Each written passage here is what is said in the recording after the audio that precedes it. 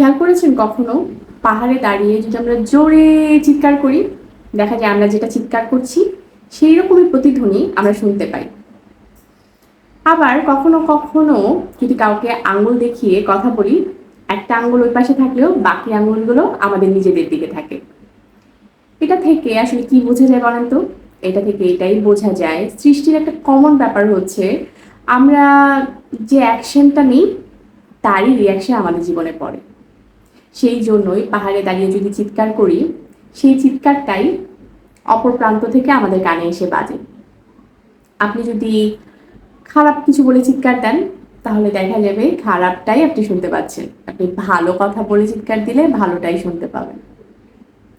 প্রতিদিন যদি আমরা আসলে এই সৃষ্টির এই ব্যাপারটা থেকে শিক্ষা নিয়ে একটা করে অন্তত ভালো কাজ করি, বাংলাদেশে 18 কোটি জনসংখ্যা, 18 কোটি মানুষ যদি প্রতিদিন একটা করে ভালো কাজ করে, চিন্তা করেন একটা দেশে 18 কোটি ভালো কাজ একদিনে, দেশটা আসলে কোথায় যেতে পারে?